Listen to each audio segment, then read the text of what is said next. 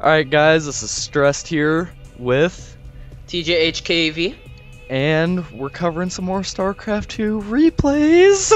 Yeah, and this is the second part of the little podcast thing we're doing that is yet to be named. It's yet to be named. Jesus. And yeah, we're on Antigua Shipyard, which is the same map as the last game, and it's ZvZ, the same matchup as the last game. And up here in the top left, we have none other than the Team LiquidRet. Woo! Yeah, yeah, you can be our audience. Hell yes, I'm all for Ret. Oh. Yeah. Then in the bottom right corner, we have xSix's very own Sleep, who is actually going for the extractor trick. Oh wow. That's something not many people opt for anymore. I don't like this extractor trick too much, but you know, some people like it, some people make it work. It just makes me so OCD because I always have like I have one under a multiple of 5, so that just annoys me. Yeah. You either have like 74, 79. I can't do that. I just can't. It not happening. It doesn't work in my brain. And basically right here we're going to be seeing the exact same build as the last game. Sleep right here is going to be Mr. What was his name? Toxicity for us. And yeah. Rhett is going to be our something. Ahsoka. Yeah, he's going for the 15 hatch, Rhett, I mean by that. And Sleep is going for the 14 gas, 14 pool. Pretty standard play, both different builds that we covered in the first bit of the podcast. Just kind of reiterating on everything we've already gone over. Yep, and this is going to be, yeah, the reason I like this replay so much is not only because it's the same build orders, but it also has Red and Sleep. Exactly. I mean, yeah. Just sprinkle some awesome players into that mix, and we've got a kick-ass replay. We can see Red is just now taking his gas as well as his pool. His expansion is about halfway done. And look at Sleep space. His pool just came up, and look, speed right Bam, there. straight into speed, pulls all drones off gas, and he's pumping out his first 4 lings to go poke, prod, and check things out. And it looks like Rhett here is getting a bit supply block, so can't necessarily build any more drones. Mm-hmm. Well, but the Overlord's almost out. That's no big deal, of course. We can see Sleep right behind those 4 Zerglings is going to be taking as expansion. Yep, right there on 20, like I said before. Especially since this is a professional one, they're probably going to be sticking the most true to the build order and making sure it's executed perfectly. Yep. So we're going to see that on we're going to be seeing that on 20 as well. We can see on Rhett's end of the spectrum, he's just now getting his Zergling speed and cranking out 6 Zerglings right now, as well as a Spine Crawler just for some early defense. Sleep's coming up here, doing some pokes, checking things out, and the Zerglings... Whoa. Wait, dog. Sorry about that. Okay. So, damn you animals! Sleep is opting for the Baneling Nest. He had in mind what he was going to do. He knows what he's going to do. He's going to go for the Speedling Expand with Banelings. And you cover it. I'll be back in just a moment. Alright, we can see Sleep here just getting a full scout of Rhett's base, seeing everything that's going on, as well as producing a lot more Zerglings to follow up and do a little bit of pressure. We can see his expand is just now finishing, as well as his Baneling Nest going up, and he is now cranking out, what is that, 5 Banelings, as well as plenty of Zerglings to back it up. We got 13 Zerglings and 5 Banelings coming out for xSixSleep. And it just looks like Rhett here is just going very, very macro economy oriented. And I am back, of course. Welcome back, sir. Someone at the door looking for my brother-in-law. There we go. Oh, and we've got 6 running some Banelings into Rhett's base here. Rhett better be very careful. Like these Banelings have not been effective so far. Not at all. They have not been cost effective. Oh. And it looks like Rhett's going to be able to take it out, and those Banelings were not in the least bit cost effective due to excellent micro by Rhett. No, we can see Rhett's cranking out some Zerglings. feeling the pressure. Six is doing a little bit of poking at the mineral line. I honestly think Rhett's overreacting a little bit here with Zerglings. He could have maybe built just 8 or so and then transfer the rest into Zergling or drones just to keep his econ going, but still very, very well played. Then again, Rhett's no way of knowing that there's not another push coming. Yeah. So. We can see 6 is still sitting on just a Baneling nest and a spawning pool with 1 gas. We can see only 1 gas coming from Rhett as well. Both almost identical play at this point. It was just that slight deviation with the opener. We can also see a Roach Warren now going down for xSixSleep. And Sleep is actually doing sort of the same thing that Toxicity did, trying to do the build everything build. Yeah, he's kind of going for that all-around build. I mean, as long as he doesn't play it quite like Toxicity did, where he never uses it but produces a lot of them at the start. And he was also on he didn't have too many drones, but it also looks like we're going to have the roaches coming out from Red. We can see xSixSleep was running a little Zergling through Red's base, getting a full scout, seeing everything that's going on. We got a partial wall at the front of Red's base with the evolution chamber, getting the +1 missile upgrade, as well as a Roach Warren.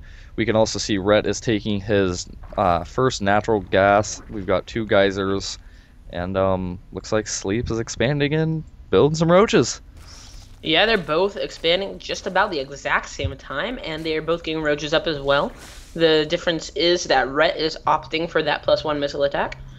I think at this point in the game, Rhett has a much more stable build going for him. If we look at the units tab, he's up by 11 drones at this point, so his economy is obviously going to be going a lot better. But on the flip side of that coin, 6 also has the better defense. Yeah, that's definitely true. He has a sizable amount of roaches sitting there at his ramp, and he also has a spine crawler right there. And he has a swell of Zerglings coming out, and he's just now throwing down his evolution chamber. Is that going to be used for +1 missile upgrades? Come on, 6. Cover this for a minute again, once more. Come on, Sleep. Use that evolution chamber. Nope, he's opting just to make a push at Rhett's base with his fairly sizable Roach Ling Baneling. We've got 12 Roaches, 25 Zerglings, excuse me, and 2 Banelings against Rhett's 18 Roach, 4 Zergling. I have returned. I have returned. Old school StarCraft. Yeah, I return to serve. But basically right here we have the Banelings going in. You know, the Banelings not doing too much damage at all. Oh, and it looks like Sleep is going to get a good surround on Rhett, but is it going to be enough? Because Rhett also has closer reinforcement distance. And we can still, Zergling's coming in from behind from Sleep. And we can see a very, very key play from Sleep right here. Droning up behind this attack and taking an extractor, as well as going for his lair tech. Just absolutely textbook play. Attack, drone up during the attack, and get your shit together. Yeah, but that could have possibly been done simply out of panic, because he is currently 40 supply behind and lost his entire army with little to no damage done to the 3rd, which was his goal. And it looks like he actually has a really nice swing around here by those Zerglings. We can see here that Red is pushing towards his front, and Sleep is obviously feeling the pressure and feeling a little bit nervous about this. We can see him cranking out a bunch of roaches as well as an extra spine crawler just for safekeeping. The front of his base is extremely exposed, and this 3rd might go down. Oh, it's looking like it's... never mind. Oh, he's gonna... Yeah, go ahead and two-shot that right there. Snipe the spine crawler.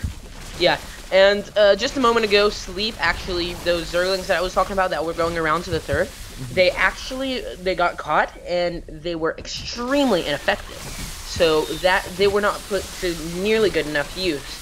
Red just playing extremely well. I mean, there's really no other way to put it. Red is playing very, very well right now, and so is Sleep.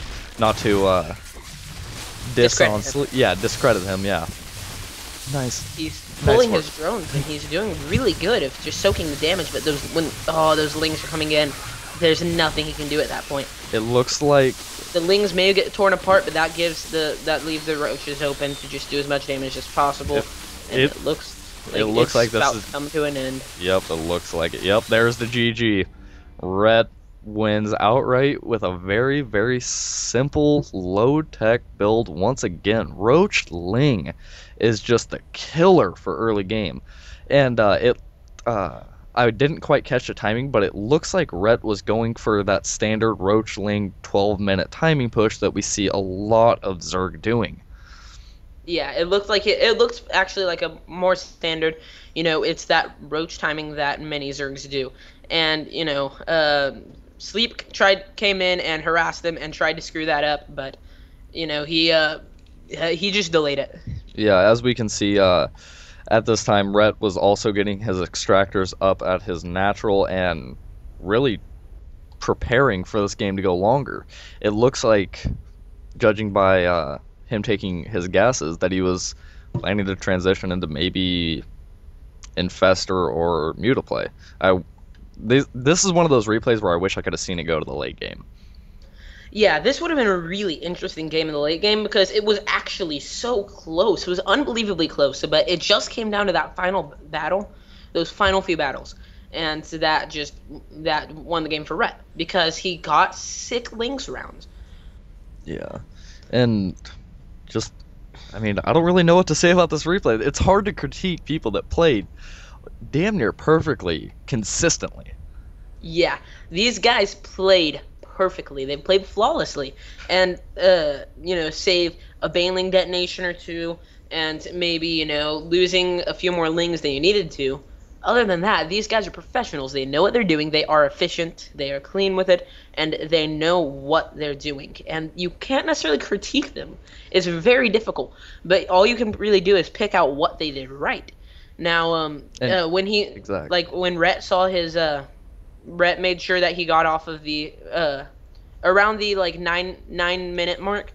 His overlord saw some lings, and he went and sent a slightly larger group of lings out to take care of them, make sure they didn't try to come into his base. Yeah, it was perfect counterattacking by both sides. And look at Rhett's natural, just at pretty much any point in the game. Look over to the left of it. Really nice overlord placement by Sleep. He can actually see. If he wanted, he could go sack the overlord and see whatever he wanted. But really, also he can see anything that goes on over there, and he could be seeing a lot. Yeah, he could see Mutalisk swing out. He could see a bunch. Yeah, I'm looking at the Sleep cam right now, and he can perfectly see that both of Rhett's natural extractors were taken. So he knew that something more was coming if Rhett hadn't ended the game outright right there. Yeah, Rhett made a sick push at the end, though, and he just managed to clean it up near flawlessly. Yeah, and let me back up just a smidge to about the 12-minute mark, 12:30ish. Almost there. 1 moment. I'm trying to find when Rhett's +1 missile attack finished, because I guarantee he pushed out right as that finished. Yeah. Let's see. No, that's Sleep's missile attack. That's researching. Okay. I'm at the 10-minute mark right now. And it's finishing right about when Sleep was making that push on his third. So Rhett held that off very well, and that upgrade was perfectly timed to counter this push right here. Yeah, at this point you actually, it might look to a lot of people like it's dumb luck, but at this point these are professionals that play day in, day out, and they know what they're doing, and they practice and practice. They know the timing sort of by heart, so they can just sort of say this should, he's probably going to do something like this, so just in case I'm going to time it like this. Yeah, exactly. These guys play at such a high tier of play against other very high tier players that their timings for these builds are executed without thought, because they are just practiced and drilled and refined so much. And Sleep couldn't. There wasn't much that Sleep could do there once he was already at Rhett's third. There wasn't much he could do because he was stuck back there, and really, when your roaches are backed into a corner by other roaches, there's no escaping, because not only are they just as fast, but they you have to go through them to get out. And when he was trapped, he tried to swing his lings around back, which was actually really good and really effective. But it happened to be that he could do that as well. And oh my gosh, when Sleep sent those lings out over to the third just to check out and see what's going over there, he actually started to attack the hatchery, and I think he could have possibly gotten it down if he just focused it. But for some reason, he ran away from it and just ran into some roaches and got killed. Yeah, if, you know how I was mentioning the Ret 12-minute timing push, he stepped onto xSixSleep's creep right at 12 minutes. It was a perfectly timed Roach Ling 12-minute timing push that we see so often. Yeah, 12 minutes is the key time for a lot of those Roach timings. He could have held off on his third and made that push a little bit bigger, but he was also preparing for this to go late game. He wasn't I don't think Ret was expecting to just steamroll Sleep right here. Yeah, definitely. And at 13 minutes when those lings run in, see how he didn't just attack move them in, but he ran them past everything else and then attack moved. And they got that nice surround. And so, yeah, he had a nice surround so they couldn't really get away. Yeah. So at this point, so many of his drones were gone. He was out of it. Yeah, it was down and out as soon as he pulled those drones and they started dropping. But, I mean, yeah, it's not like an Idra GG, but he could have stayed in a bit longer, but I doubt he could have necessarily hung on to it, because other than that, other than what is in his base right now, Ret does not have much at all. Yeah, but I mean, if you look at the final total for the game, I mean, Sleep would have just been kind of beating a dead horse, so to speak, because he's down to 41 to 106 supply. I mean, granted, he may have been able to hold off that push, but Ret is just so far ahead in econ and everything that, I mean, he could have just mass-produced Zerglings or kept going with Roaches and just kept hammering Sleep. And, I mean, regardless, it was a losing game as soon as Sleep pulled those drones and they were taken out. Yeah, when you pull all of your drones like that, that's just a complete sign of that you're completely desperate. And he was desperate. It didn't work, and he lost the game at that point. He was over 60 supply behind. But overall, really good game. I believe this was from IPL 4. Yeah, I remember when we were looking for this replay, it was an IPL 4 on Antigua Shipyard, correct? Yeah, the IPL 4 version of Antigua Shipyard. But I think that just about does it for this replay. Is there anything else you'd like to toss in here? Not very much. I don't exactly think there's anything else I could add. I'm trying to think about it. I mean, I'm looking at Sleep's position for his Overlord on his main. Was that moving, or did he actually just have that there checking to see if anything was coming by on the corner of his main? Yeah, he had that checking there. You see the Sleep's Overlord on the corner of his main. Mm-hmm. So smart to keep that there and check if anything was going by. And also, Ret just had control of the middle, so his Overlords went where they wanted. And towards the end of the game, there's just not much else you could say. They played near flawlessly, but Sleep was at a disadvantage due to just losing those drones. Mm-hmm. And, I mean, like you said earlier, it's hard to critique the best. You can only note what they did well and what they could very slightly change. There's just such minute, small details that could have been changed to maybe toss this game into Sleep's favor. But, I mean, we can't talk in what ifs. We gotta talk in what was and what is. Yeah, definitely. And what is there's nothing you can change. What is Ret kicking some wholesale ass. Per usual, go Ret. Yeah. Liquid for the win. Liquid fighting.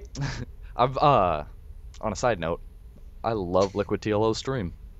Yes, it's amazing. I was taking a gander at that last night, and the little one is just a favorite. He's a big one now. Yeah. A big one now for anyone who watched the Team Liquid documentary.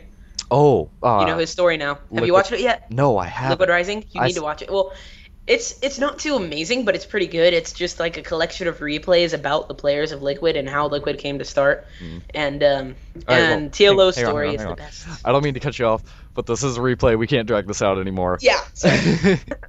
All right, We'll talk guys. later. This has been Stressed, And I was TJHKV, and I still am. and we're just bringing you some more StarCraft 2 replay action and a little bit of game analysis to help you guys be a better gamer. Yeah, I just stole Forced StarCraft 2 Strategies little sign off. What's up? I don't give a fuck. But, alright, until next time, guys. Take care. See ya.